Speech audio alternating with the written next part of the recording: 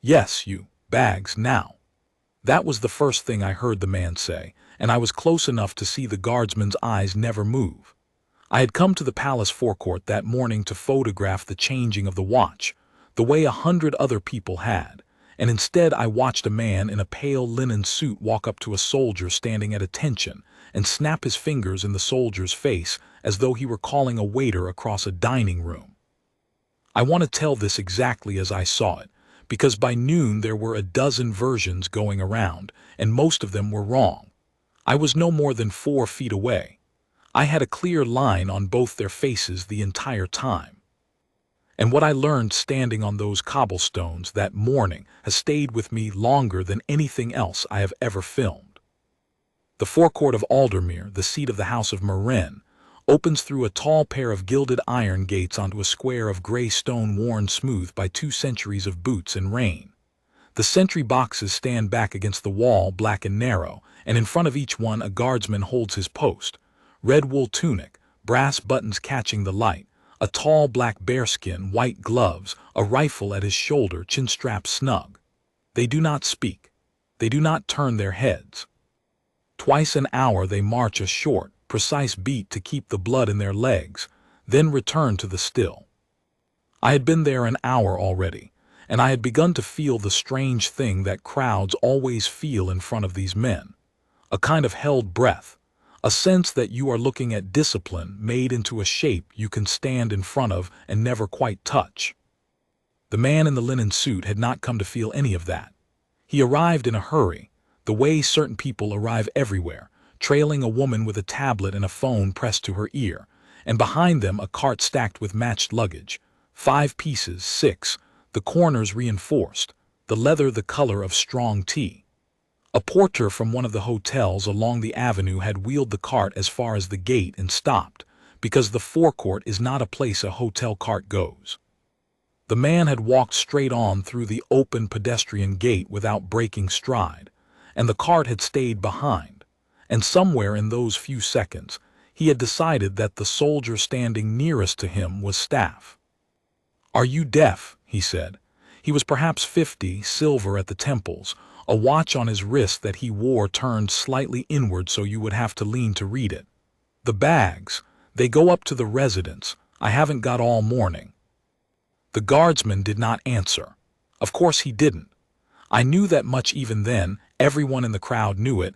You could feel the knowledge rippling outward, people lowering their phones a little, others raising theirs. The soldier looked through the man at a point on the far wall, the way they all do, and the brim of his bearskin threw a clean shadow across his eyes, and he held the line as if the words had been weather. The woman with the tablet caught up. "Sir," she said quietly, "I don't think he's. I don't care what he is." The man turned his head a few degrees toward her without taking his eyes off the soldier, and that small gesture told me more about him than anything he said. He was not confused. A confused man would have looked around, would have asked. This man had simply decided, and a decision, once he had made it, was the world. Everyone here works for someone. He stands at the door, he carries what comes to the door. He raised his voice for the benefit of the cobblestones. "Hello."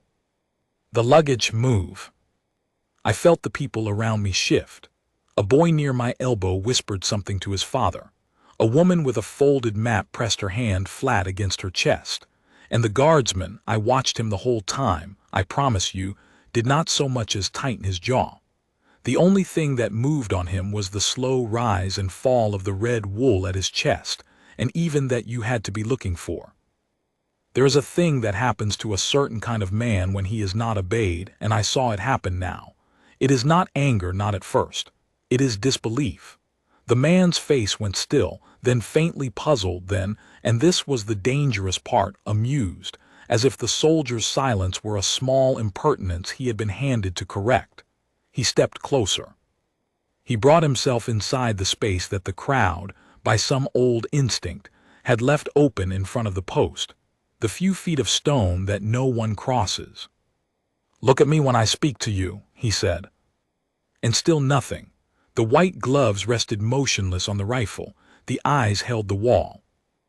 I have thought a great deal since then about why that silence enraged him so completely, and I think it is because the silence was not weakness. If the soldier had flinched, or muttered, or even rolled his eyes, the man would have had something to win against. But there was nothing to push on. The discipline gave him no handhold. He was a man used to friction, used to the resistance of people scrambling to satisfy him, and here was a wall that gave him neither resistance nor surrender, only its flat, indifferent face, and that, I think, is what he could not bear. "Do you know who I am?" he said. It is almost funny written down. It was not funny in the forecourt. He said it low with real venom, and the woman with the tablet took half a step back, and somewhere behind me a phone's little red light began to glow, and another, and another. The man did not seem to notice the phones or did not care. He had found the edge he wanted. He reached out with one manicured hand and rapped his knuckles against the brass buttons on the soldier's chest. 2 sharp knocks. The way you knock on a door you have already decided to enter. "I asked you a question," he said. "Pick up the bags." The guardsmen breathed. The crowd did not. I remember thinking with a clarity that surprised me that I had never in my life watched a person work so hard at doing absolutely nothing, and that the work of it was the most impressive thing I had ever seen. Every muscle in the man's body was being told to hold, and it held, and the holding was not emptiness. It was a decision repeated 100 times a second, the way a dam is not a wall doing nothing but a wall doing everything, all the time, against a weight you cannot see.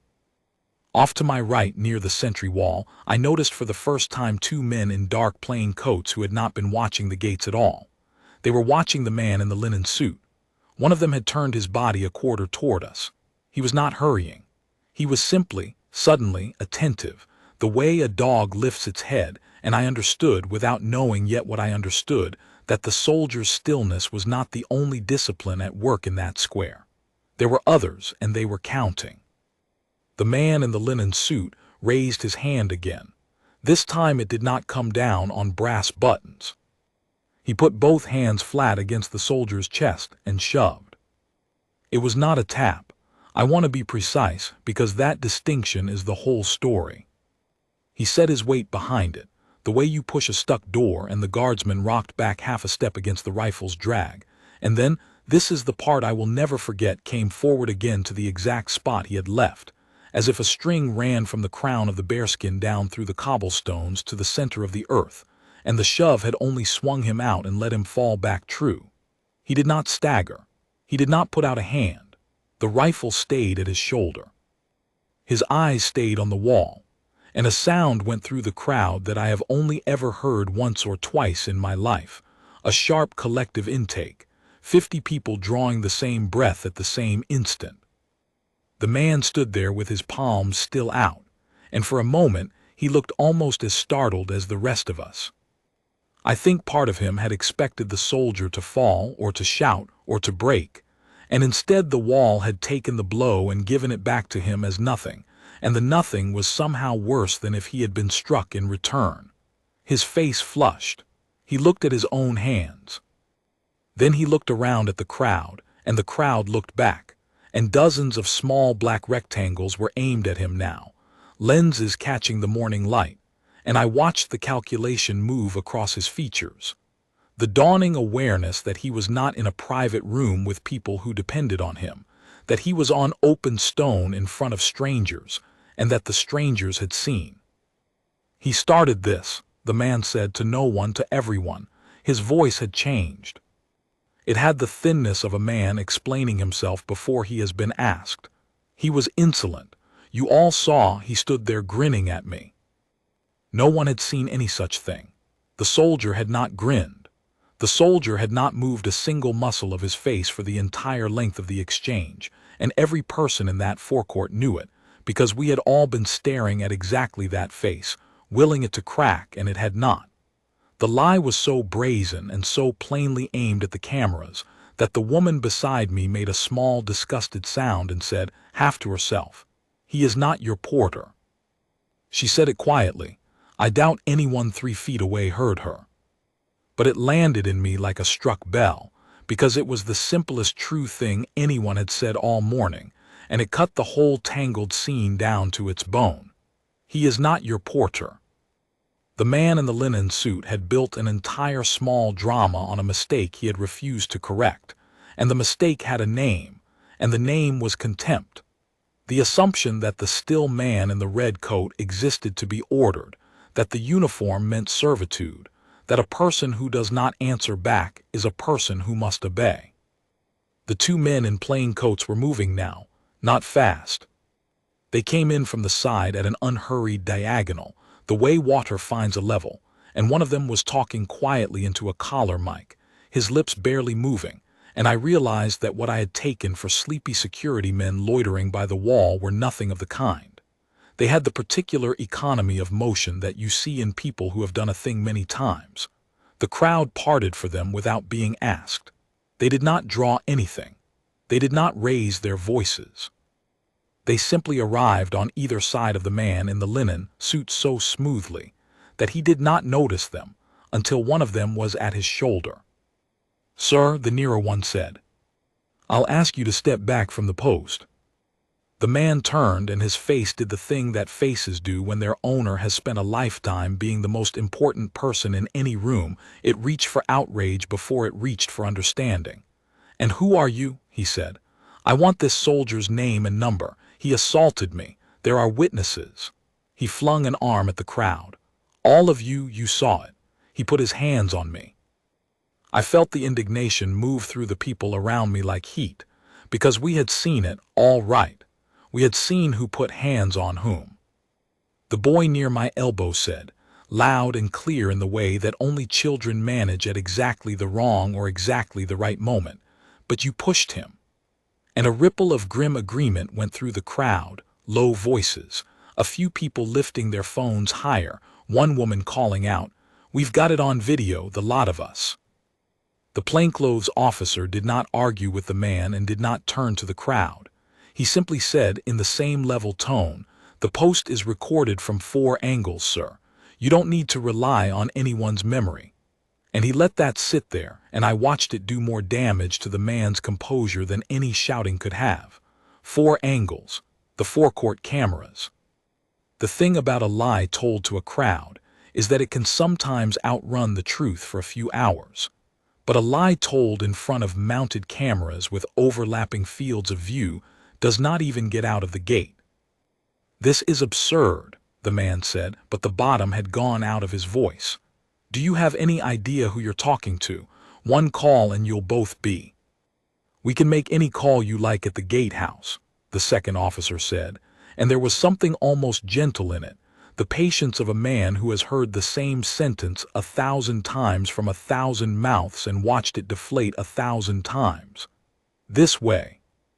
The guardsman had not moved. Through all of it, the shove, the lie, the officers, the rising crowd, he had held his post as though the forecourt around him were empty, eyes on the wall, white gloves on the rifle, the brass winking, the bearskin throwing its clean shadow. And I understood, watching him, that this too was the discipline. It would have been the easiest thing in the world for him to glance at the man now being walked toward the gatehouse, to let some small flicker of vindication cross his face. He gave it nothing. The man was no longer his concern. The wall had a wall's work to do, and the work did not change because the weather had finally been blown away. The woman with the tablet stood frozen between the two scenes, her employer being escorted one way, the unmoved soldier the other, and I have rarely seen a person look so torn between loyalty and the plain evidence of her own eyes. After a moment she gathered herself, lifted her chin, and walked after the officers, but slowly and not looking at the crowd, and I thought, she knows. She has known for years, probably. She just never had to watch it happen in daylight before. The cart of matched luggage still stood at the gate where the hotel porter had left it, untouched, the leather the color of strong tea, gleaming, ridiculous now, a little monument to the whole misunderstanding. No one had carried it anywhere. No one was going to. And as the man's voice faded under the gate arch, still arguing, still invoking names and calls and the certainty of his own importance, I looked back at the soldier, at the perfect held line of him, and felt the strangest swell of something I did not have a word for yet. It was not over. I knew that much. A man like that does not go quietly under an arch and stay gone. But I did not yet know how completely the morning would turn, or how the very thing he was certain would save him. His own loud insistence that he was the wronged party would be the thing that finished him. I followed. I am not proud of how quickly I moved, but I will not pretend I drifted along by accident. I had filmed the whole exchange, steady, both faces in frame, and some part of me understood that what I held in my phone might matter, and I wanted to see how it ended. A small knot of us went, the woman with the map, the boy and his father, a tall young man who had been narrating the scene to a live stream the entire time, a handful of others. We were not allowed past the gatehouse, of course. But the gatehouse at Aldermere is an old stone lodge with tall windows, and through the nearest of them, if you stood at the right angle on the public side of the rail, you could see a good deal. Inside, the man in the linen suit was still talking. I could not hear the words through the glass, but I could read the shape of them in his hands, which never stopped, the chopping gesture, the spread palms, the finger leveled at an unseen accuser. A sergeant sat across the desk from him, broad and unbothered, writing. Behind the sergeant, a younger officer had turned a monitor, and on the monitor I could see, even from where I stood, the gray image of the forecourt, the sentry box, the red figure at his post, and the man in the linen suit walking up to him, and the finger snapping, and the knuckles on the brass, and the shove. They played it twice. I watched them play it twice, because the man kept gesturing at the screen, and each time the younger officer reached over and ran it again, patiently, the way you might rewind a film for a child who insists the dog did not, in fact, run away. The first time, the man pointed at it as though it proved his case. The second time, he stopped pointing. By the third, and I think it was the third, though I had stopped counting, his hands had come to rest on the edge of the desk, and his shoulders had changed, and I knew, even through the glass, even at that distance, that the picture on the monitor had finally finished arriving in him. It is one thing to tell a lie to 50 strangers. It is another to sit in a small room and watch the truth play on a loop in gray, and to understand that the loop will not stop being true no matter how you gesture at it. There were in fact more than 4 angles. I learned this later, but the woman with the map learned it right then, because a man beside her, who turned out to be some sort of off-duty steward, said quietly that the forecourt was covered by the gate cameras, the wall cameras, the box-mounted lens above each sentry, and though he wasn't certain, most likely the body recorders the plainclothes watch carried. "They're not there to catch tourists," he said. "They're there for exactly this." He nodded toward the window. "A man like that, a man who travels with 6 matched cases and a woman to hold his phone, he is used to being the only camera in the room. He has spent his life in rooms where his word was the record. He has forgotten there are places where the record keeps itself." That stayed with me. I think it is the truest thing I heard all day, truer even than "he is not your porter," because it explained the first thing. Why does a man walk up to a soldier of the king's own guard and treat him like a bellhop? Not because he is stupid. The man in the linen suit was plainly not stupid. He did it because he had never in his adult life been in a situation he did not control, and control had become, for him, a kind of blindness. He could not see the soldier as a soldier because he could not see anyone as anything other than staff or rival. The world was divided for him into people who could do something for him and people who could do something to him, and a man standing perfectly still in a red coat fit neither category, and so the man had simply reassigned him to the first. Meanwhile, out on the forecourt, the watch had changed. I had nearly missed it, my attention so fixed on the gatehouse window, but the boy's father touched my arm and pointed, and I turned in time to see it. A small detachment marching in from the side of the square, the drum of their boots on the stone, an officer's quiet command, and the relief of the guard. The soldier who had been shoved, the man I had watched hold the line against everything, was relieved from his post with the same flat precision as any ordinary changeover. There was no acknowledgement of what had happened. No pause, no nod, no moment where the others clapped him on the shoulder.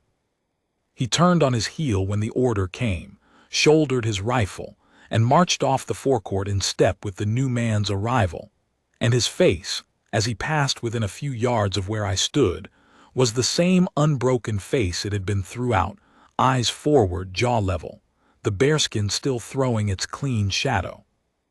And yet, and I would swear to this, as he passed the open gate, with the crowd lining the rail and the phones lifting again, a low sound rose from the people. Not a cheer exactly. We did not cheer. It would have felt wrong, like cheering in a church. It was something quieter and deeper, a kind of murmured assent, a hum of respect that rolled along the rail as he went by, and a few people began, almost shyly, to applaud, and then more, until there was a soft, steady patter of hands. He did not look at us. He did not slow. But I was close enough to see, just for an instant, the smallest movement at the corner of his mouth. Not a smile, nothing so much as that, just the faint relaxation of a man who has heard a thing and chosen to let it pass through him without disturbing the line. Then he was gone, into the courtyard beyond, and the new soldier was already settling into the post, already becoming the same wall, and the forecourt closed over the moment like water over a dropped stone. I do not know his name. I want to say that plainly. Through everything that came after, and a great deal came after, I never learned the name of the soldier who held his post that morning, and I have come to think that is exactly as it should be. He was not a personality. He was not a story about himself. He was a man doing a duty so completely that the duty was larger than the man, and the largeness was the whole point. When the man in the linen suit had demanded who he was, he had been demanding the wrong thing. The soldier's identity was not a name. It was the line he held. Back at the gatehouse window, something had shifted. The man in the linen suit was no longer talking. The sergeant had stood. 2 officers had come in from a side door, these in proper uniform, with the quiet weight of rank about them, and the man had risen too, and there was a stillness in the little room now that mirrored, in a strange way, the stillness out on the post.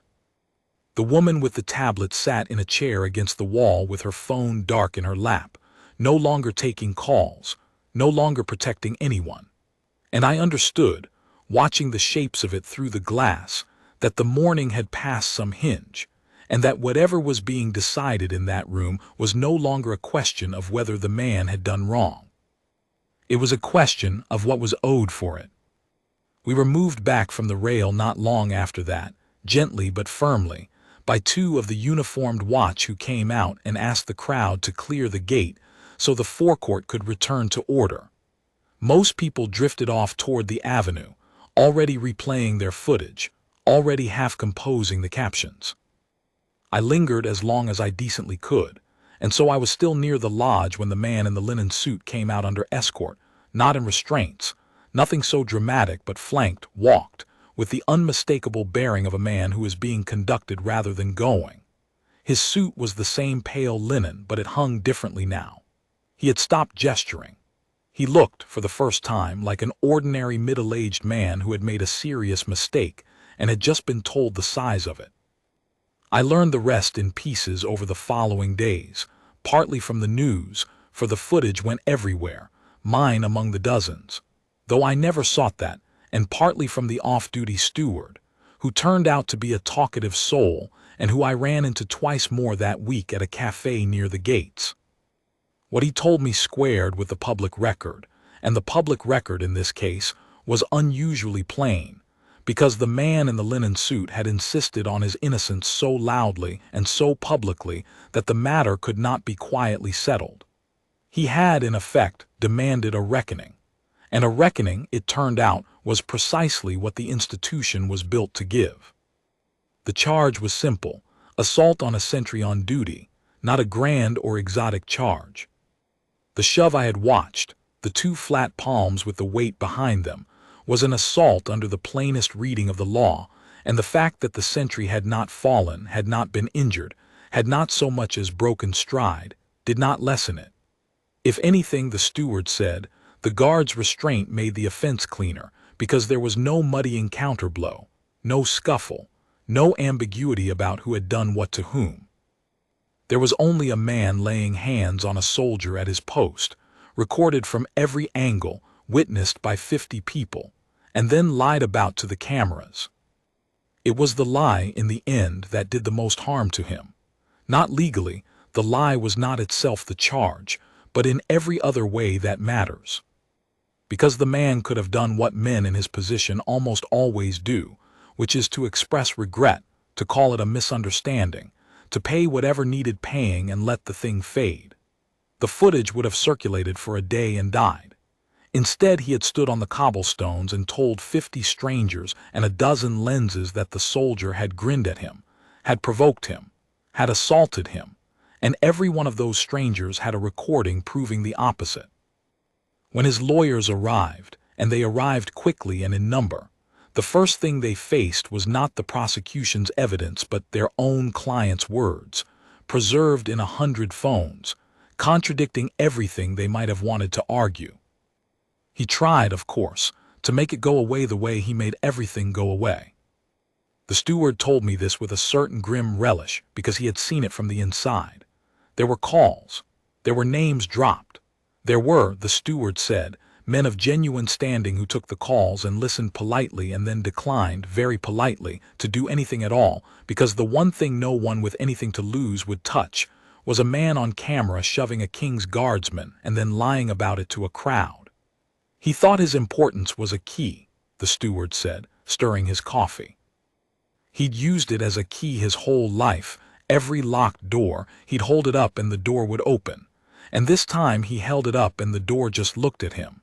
He smiled into his cup. Some doors, the key only makes them more sure of locking you out. The thing the man had never understood, the thing, I think, that men of his particular kind almost never understand, is that the guard he had shoved was not a private individual he had offended. The guard was a point at which a whole institution touched the public stone. To shove him was not to insult one soldier. It was to test whether the line meant anything. And the institution could not let it not mean anything, not because it was vengeful, but because the entire value of that motionless red figure rests on a single promise, that the stillness is not weakness, that the silence is not submission, that the man who does not answer back is not therefore a man you may push. Let one shove pass with a shrug and a payoff and the promise phrase. Let it pass with a calm, lawful, public consequence, and the promise holds, and the next man who feels the urge to snap his fingers in a sentry's face thinks twice. So it held. The man was charged. He pleaded through his lawyers the way such men do, a long letter of context and mitigation, a recitation of his good works, an account of stress and travel and a regrettable lapse, and the court received it all with the same patience the young officer had shown rewinding the tape. And then it looked as everyone always came back to looking at the footage. The shove, the lie told to the crowd, the soldier rocking back and coming true. He was convicted. Not of anything that would ruin a life, the law is proportionate, and the guard had taken no harm, but convicted plainly on the record of assault on a sentry on duty, with the lie noted as an aggravating circumstance, and ordered to pay a penalty that would have meant nothing to his bank and everything to his pride. And here the steward leaned forward, because here was the part he had been waiting to tell. The court did one more thing. It required, as part of the disposition, a formal acknowledgment read into the record and reported in the press, that the soldier had at no point provoked, grinned at, threatened, or laid a hand on the man in the linen suit, that the soldier had performed his duty with complete propriety, and that the accusation made against him in the forecourt had been false. In plain language, the man was made to stand and hear the truth said aloud, on the record in public, that the still soldier had done nothing wrong, and that he, the loud one, the important one, had done it all. That was the correction. That was the whole of it. There was no spectacle, no humiliation manufactured for the cameras. The institution did not stoop to that and would have weakened itself if it had. It simply made the truth official and let the truth do the work. But I have thought since that there is no humiliation a man like that fears more than the truth said plainly in a room he cannot control, because his whole life has been the management of the record, and to have the record taken out of his hands and read back to him correctly is to have the one power he trusted stripped away in front of everyone. His name was reported. I will not repeat it here, partly because it does not matter and partly because the soldier's name was never reported at all, and there is a justice in that asymmetry that I would not want to spoil. The loud man got his name in the papers, attached forever to a 30-second clip of himself shoving a soldier who did not move. The still man got nothing but the line he had held and kept it. But the part of all this I most want to set down is not the conviction or the penalty or even the correction read into the record. It is something smaller, and it happened weeks later, and I almost did not see it. I had gone back to the Forecourt. I had not meant to make a habit of it, but I found in the weeks after that I wanted to stand on those cobblestones again, in daylight, with the gates open and the watch at their posts, and to look at the thing I had watched tested and see whether it still held. I suppose I half expected it to look smaller. Things you have seen survive a crisis sometimes look diminished afterward, the way a house looks smaller after a flood has gone down. The Forecourt did not look smaller. If anything, it looked more itself. There was a guardsman at the nearest post. I could not have told you whether it was the same man. They are deliberately interchangeable. That is part of the design. The line matters more than the soldier holding it. But it did not matter, and that not mattering was the point. He stood in the red coat with the bearskin throwing its clean shadow, white gloves on the rifle, eyes on the wall, and the crowd around him held its held breath. And somewhere a child asked his mother in a stage whisper whether the soldier was allowed to blink. And then a woman came up to the rail with a small girl, and the girl had a paper cup of something that she was not managing well, and as small girls will, she stumbled on the lip of the stone and the cup went up and out of her hands, and a splash of cold drink arced toward the post. It was nothing. It was an accident, the kind that happens 100 times a day around children and cups. But I happened to be watching the soldier's face in that exact instant, the way I had learned to watch it, and I saw the thing I had come back hoping to see, though I had not known it until it happened. He did not move. Of course he did not move. A few drops of juice are not a reason to break a post, and a guardsman does not flinch at spilled drinks any more than at shoves.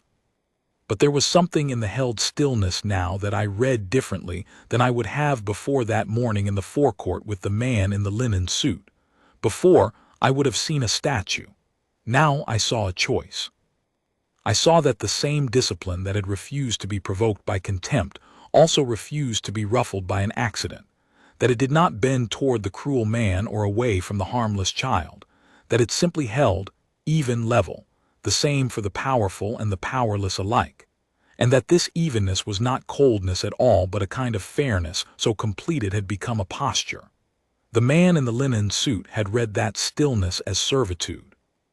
The little girl, scooped up red-faced by her mortified mother, would never know she had been near it.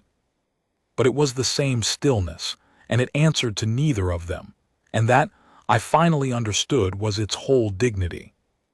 The mother apologized to the empty air around the soldier, the way people do, and dabbed at the cobblestones with a tissue and hurried the girl away.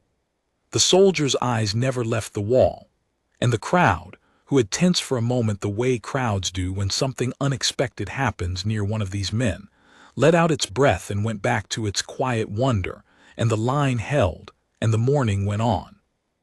I have turned that small non-event over many times since, more often than I have turned over the shove or the gatehouse or the conviction. Because the dramatic part of the story, the provocation, the lie, the consequence, is the part that traveled, the part that became a clip and then 100 clips, the part strangers stop me about even now when they recognize the footage. But the dramatic part is not, I think, the true part. The true part is the part that did not change. The line held the same on the day it was tested, and on the ordinary day a child spilled her drink, held without reward and without provocation, held when 50 cameras watched and held when no one was watching at all. The man in the linen suit thought he had found a servant. What he had actually walked up to was the one thing his money and his importance and his certainty could never buy, command, or move. A man who had decided, long before that morning, exactly who he would be, and who was not going to renegotiate it for anyone, least of all for a stranger snapping his fingers. I think often of the woman beside me and her 4 small words. He is not your porter. I have come to hear them as larger than they were. He is not your porter. He is not yours at all. He does not belong to the man who shouts at him any more than the law belongs to the man who breaks it. He belongs to the post, and the post belongs to something older than any of us standing on that stone, and the whole quiet point of him is to stand at the place where that older thing touches the public day, and to be, in his unmoving person, a promise that it will not be pushed. The man in the linen suit went home, wherever home was. His matched luggage, I assume, went with him, carried by someone he paid to carry it, as it should have been all along. He has had, I am sure, 100 rooms since then in which he was again the most important person present, and the record was again his to manage. But somewhere in him, I would wager, there is a small gray loop that still runs the soldier rocking back and coming true, the crowd's sharp breath, the 4 flat angles of a camera that did not care who he was, and I do not think he will ever quite be free of it. Some lessons do not need to be cruel to be permanent. They only need to be true and said in a room you cannot control and watched over by a man who would not be moved. I went home too that morning with my footage and my 4 small words and a feeling I have spent a long time trying to name. The closest I have come is this. I had gone to the Forecourt to film a soldier who did not move, expecting, I think, to be impressed by his stillness the way you are impressed by anything difficult and strange. I came away understanding that the stillness was never the point. The stillness was only the shape that something else took, something I would call discipline if the word had not been worn so smooth, or honor if that word were not so often used by people who have none. It is the simple, unglamorous, daily decision to be the same man under provocation that you are at peace, to give the powerful exactly what you give the weak, which is to say your steadiness and nothing else, and to hold a line not because anyone is watching, but because the line is yours to hold. The man in the red coat held it. He held it against a shove and a lie and a crowd of cameras, and then he held it against a spilled cup and an ordinary Tuesday, and the holding was exactly the same both times, and that sameness is the truest thing I know. I never learned his name. I do not need to. I know what he did, which is more than a name. He stood his post. And on a gray square of stone worn smooth by 2 centuries of boots, with the whole loud world snapping its fingers in his face, that turned out to be the most powerful thing anyone did all day.